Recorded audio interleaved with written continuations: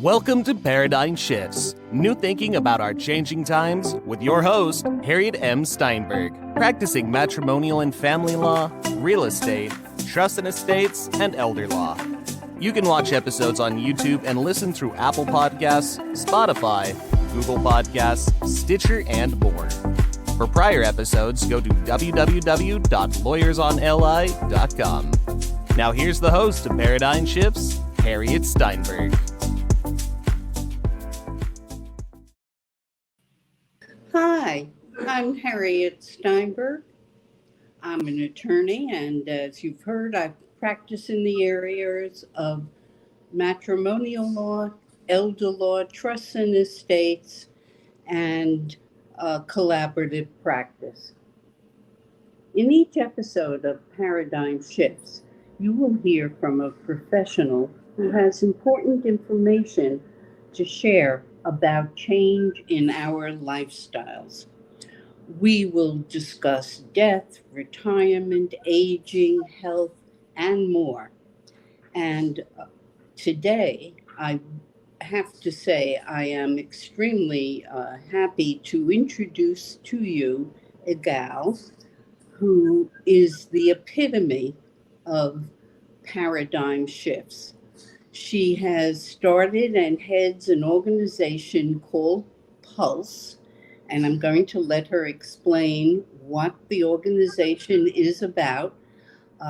So let's say good morning to Ilene Corina. Ilene, welcome. Thank you so much. I'm so glad to be here. I'm so glad that you're interested in what we do. Well, interested is really an understatement. You know, in the area of when I work in elder law and generally with my clients who are doing estate work, etc., one of the issues that always comes up is changes in health, particularly for themselves and their parents. And I've also experienced or had the experience of living in that world. And to be very frank, I always feel like I'm sort of an immigrant at Ellis Island, as I've told you. So tell us about Pulse. What is the goal or the function of your organization, and how did it get started? Well, we started in 1996 as a support group for survivors of medical injury, people who were harmed or lost loved ones because of the care they received in the healthcare system. I didn't know at that time that medical errors were a serious problem in the country. It was just starting to become talked about in the late 90s, and I lost my son from a tonsillectomy. He bled to death over a week, and every doctor that we saw during that week said, "Don't worry, he'll be fine," until he died 8 days later. Then I had a very premature son who was saved by the healthcare system. He had wonderful care in the hospital. A lot of it, I believe, came from my partnering with the healthcare professionals and making sure that he had his needs met. And he's perfectly healthy now. 30-year-old. My kids are almost 30 now. But back then, I was shocked that I really liked the doctor that did the surgery, but I was never able to talk to him and ask him what went wrong or ask him what could have been done differently, or nobody was asking me. And because of this fear and discomfort of the healthcare system, I started a support group for survivors of medical injury. And we started sharing stories, and this is in 1996, and learning from each other's experience.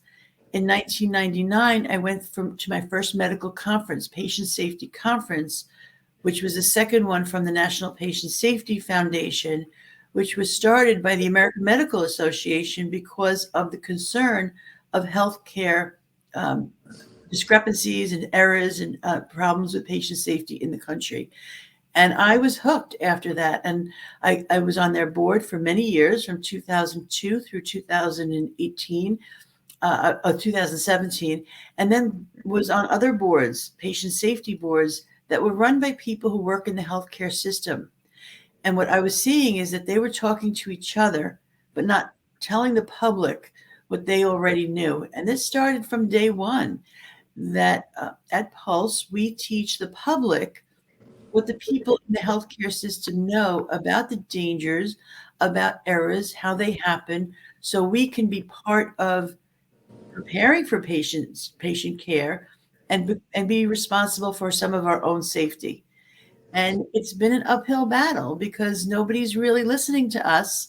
Thank you, Harriet, for doing this, because it's not about blame or who's responsible. Right. It's about avoiding it to begin with. And that's always been our goal for 25 years. And, you know, Eileen, today there have been, I find, many changes in the way healthcare is delivered to people. You know, there are all kinds of layers and different, I would say, obstacles to have direct communication. So, this, in my view, meeting someone like you who can talk to individuals who need to be educated in how they get information and how even just to use the language of asking questions, you know, is of utmost, it really needs to be disseminated. And people are finding, you see, what happens is they find out too late that they need more education.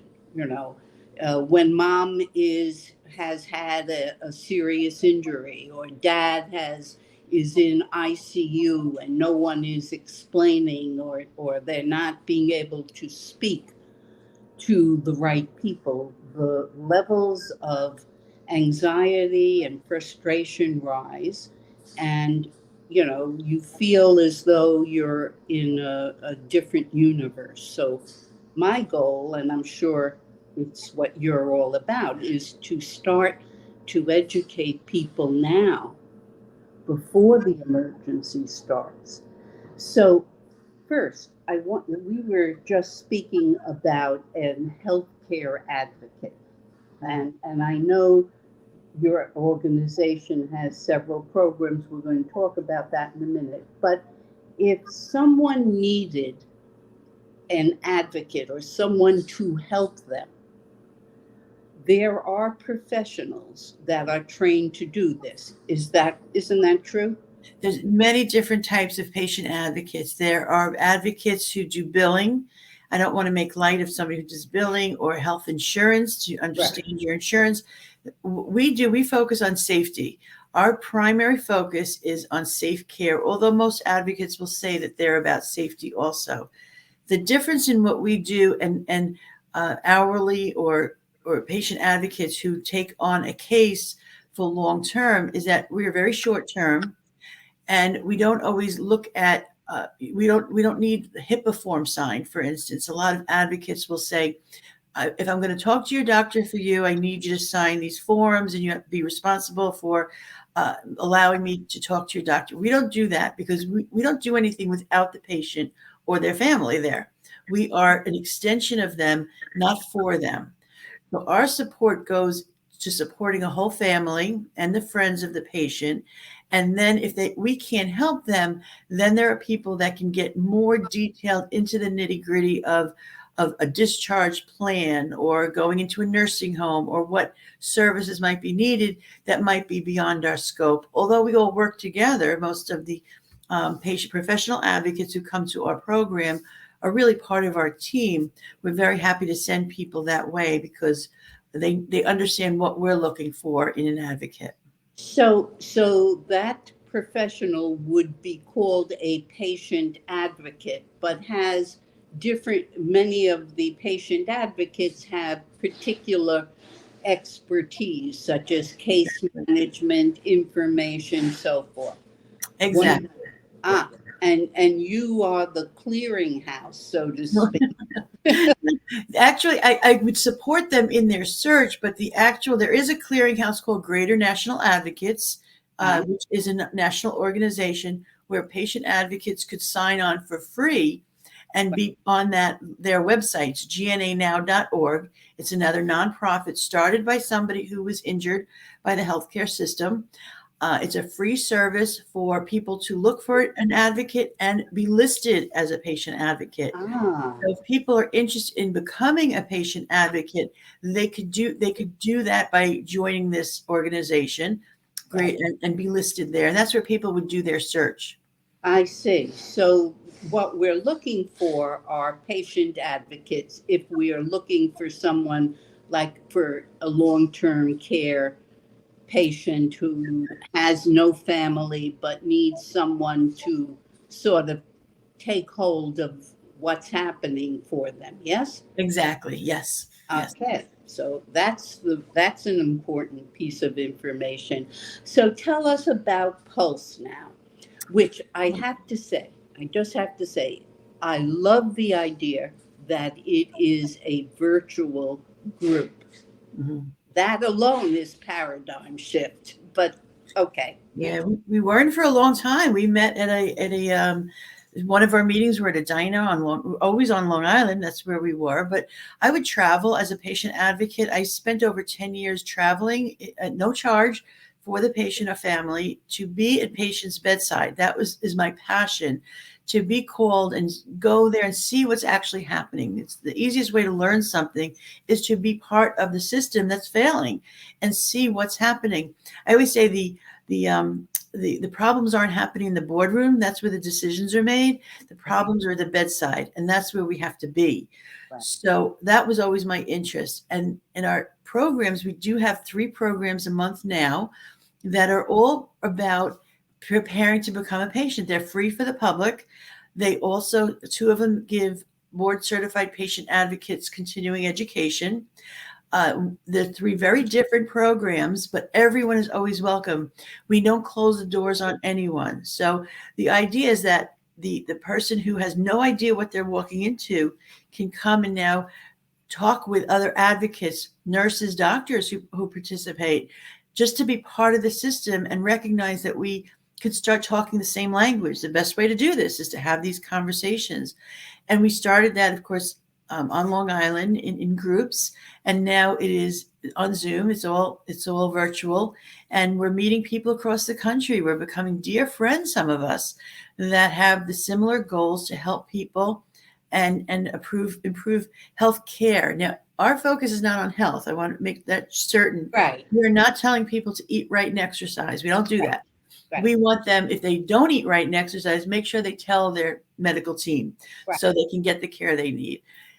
So our first, just very briefly, our programs are all listed under pulseevents.org. And we have a PAC, patient activation through community conversations. It's a discussion group. People can come and share what's happening with them, and we can figure out how to help them and what's worked for us. We want to be very careful. That's the one that you went to, Harriet. It was somebody can come in and say, I want a female doctor. I don't know how to choose a doctor, or I don't know how to, I'm all this medication. I want to change my medication. And the rules are in our programs is that you can't tell someone what to do. You can't say you have to, or you must, because people are overburdened already with that. What we encourage people to say is, this is what's worked for me. This is what I know other people. It's worked for other people, and not necessarily what you have to do, because you don't want to tell somebody what to do. Right. The PPS, People for Patient Safety, is a group. It's the second Monday of each month, and that goes into small groups. It's People for Patient Safety. And since 2014, that was at a diner on the second Monday of the month. Now it's virtual. And we go in, if we have enough people, we'll go into small groups with a question of the month and discuss. Usually it's 2 different questions we'll talk about, all related to patient care, patient safety, and get different ideas.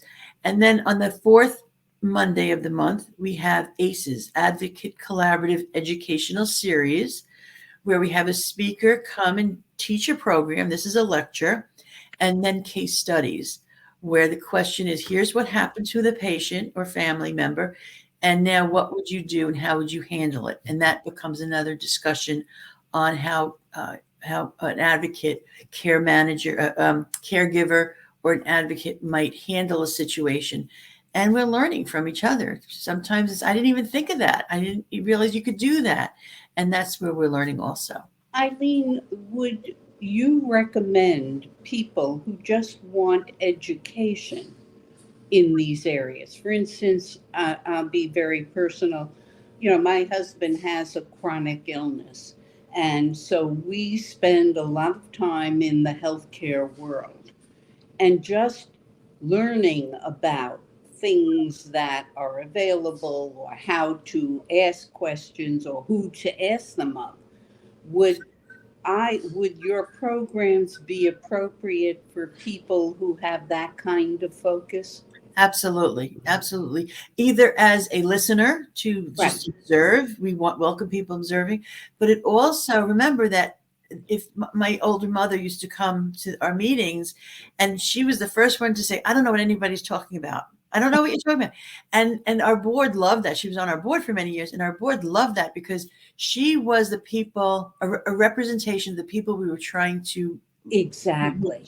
So if we're with somebody who's never been to this meeting, never has no interest in being an advocate, but is a caregiver for someone, and they come in and remind us, you're using acronyms, I don't know what you're talking about. We have volunteers that they put in the chat the acronyms, what an acronym stands for, if the speaker forgets. We want people to be part of this. So it's all good practice always. So here's what I wanted to tell you. When I attended the program, the patient safety program, I think last week, I was listening. I was a listener, and I was listening to one of your advocates who described a situation where the wife of a patient wanted to be able to stay with her husband to help him go to the bathroom at night. He was having difficulty, and the hospital personnel would not agree to it.